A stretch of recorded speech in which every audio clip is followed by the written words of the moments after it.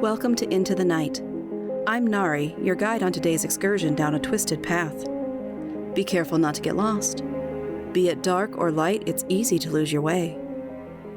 Are you ready? Then let's begin.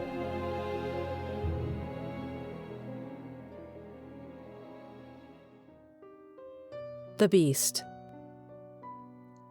The water gently laps at the dock, jutting crudely from my front steps. Night will fall shortly, and for some reason, I become more reminiscent at this time of day. To some, this bayou evokes fear, as the alligators bellow to one another while the shadows grow long. This place holds no fear for me, however. Just a melancholy sadness that ebbs and flows like the water in a dark eddy within the confines of this bayou. It's the only place I've ever known. I remember brighter days. Memories of happy times give me a fleeting respite from the loneliness. I can picture childhood as clearly as I can the events of yesterday. My friends and I spent hours exploring every nook and cranny of our neighborhood. As my mind harkens back through the years, I can hear my mother's sweet soprano lifting above the voices of the other mothers beckoning their children in for the evening. "Lennox, dinner's ready. Mama, can't I play just a little longer?" "No, son. Even the gators are going to bed. It's time for you to join us." I seldom disobeyed my mother, but if I tarried too long chasing bullfrogs or tossing rocks across the placid water with my friends, I was rewarded with the less than comforting calls from my father. His deep baritone drowned out the more pleasant sounds of the impending evening.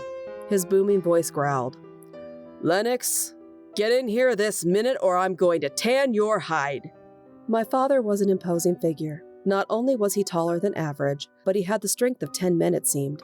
My brothers, sister, and I seldom received physical punishment from him, but that's not to say he was above applying a swift and forceful blow to our backsides when he deemed it appropriate.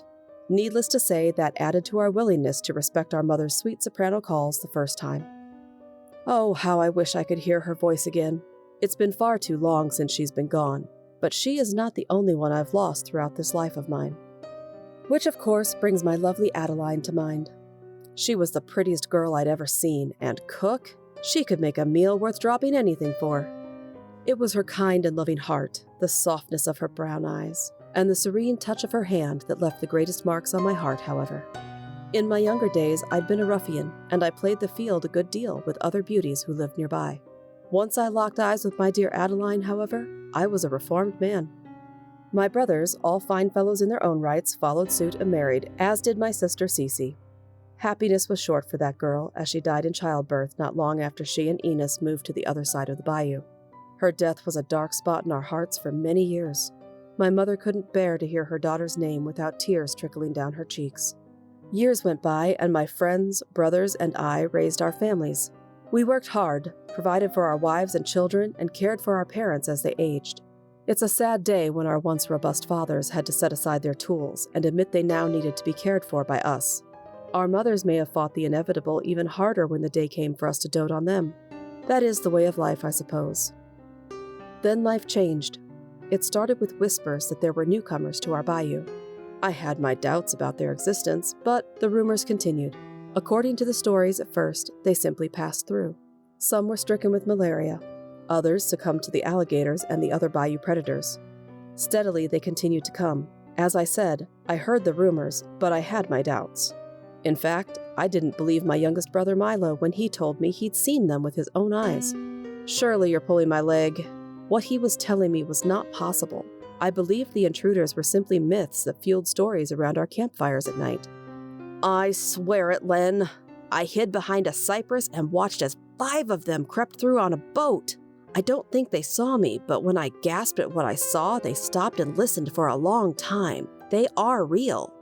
In the quiet of the evening, after our children had been put to bed, I shared what Milo told me with Adeline.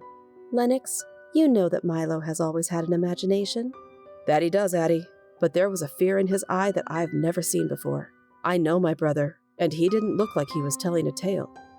"Please, be careful tomorrow when you're out fishing. I don't like the sounds of this if it's true." The next morning, as I checked my trot lines for catfish, I heard unfamiliar voices, speaking in a language I'd never heard before. I knelt behind a tree and held my breath as a canoe passed by carrying 4 figures. Suddenly, they raised a long stick and pointed it at a rising heron that took flight as they approached. The noise deafened me, and I fell backward. I'd have been noticed, no doubt, if they hadn't been so preoccupied in their joy. The heron fell dead on the shore, and the intruders laughed and shouted triumphantly. Then they did the unthinkable.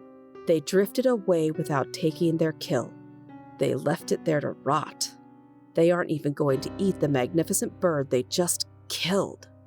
The thought of their senseless slaughter sickened me. I checked my remaining lines and returned home, shaken by what transpired. That evening, I called a meeting of my neighbors. Some didn't want to believe what I witnessed, but I didn't have a foolhardy reputation, so most took me seriously. We tossed around ideas of how to handle this new menace, but since we were by and large a peaceful people, we were at a loss. "I fear what that weapon of theirs can do, Lennox," my brown-eyed Adeline said to me as she snuggled next to me that night. "I'll watch over you, dear. No one will harm you." I held her until her breathing became deep and regular, and I knew she was soundly resting. If only my promise to protect her had been the truth. Within a year, our community and our family were on the run. The intruders brought dogs with them and literally hounded us until we found refuge in the remotest corner of the bayou. Food was scarce, our wives and children looked pale, and we all feared the booming sounds of their weapons and the baying howls of their dogs. Little did we know we would not be decimated by booming sticks or relentless hounds. My Adeline was one of the first to become sick. The fever hit quickly, and then the scabbing blisters covered her whole body. Nothing I gave her soothed the pain or lowered her fever, which seared so hot she became delusional. For hours she writhed on our pallet, pounding her fist against the wall, muttering unintelligible words. She died within 3 days. Then our children, all 6 of them, did the same. I was distraught and nearly went out of my mind.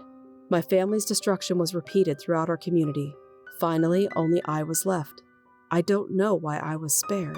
I would have rather died alongside my family and friends, but it was not to be. This disease known as the pox wiped out everyone I knew or ever cared about. For centuries, we had lived in peace in this bayou, and then we were gone. Today, I live a quiet life, still afraid to venture far from my own front steps. Sometimes, on the occasions when I stray too far from home, I've had close calls with these men who maraud our homeland. One day, I barely dodged sure death as 2 of them fired their weapons at me. These careless hunters called humans yelled, "Look, it's a beast! A swamp monster! Get him!" Bullets sprayed around me as I quickly made my way into the shadows. I'm left to wonder who the beast really is. As I rock in my favorite chair this evening, I watch the heavy shadows fall around me and listen to the crying sounds of a night bird. Such is the end of another lonely day.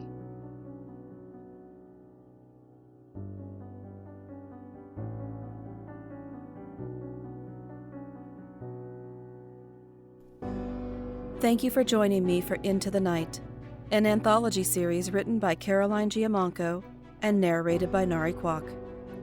Please give us a like if you enjoyed what you heard. Also, please hit the subscribe button below and the alarm bell in case of emergency. I mean, to be notified of our most recent content. You can also find us on your favorite podcast directory. See you in 2 weeks. And remember, whether in the shadows or in the daylight, all twisted paths take you into the night.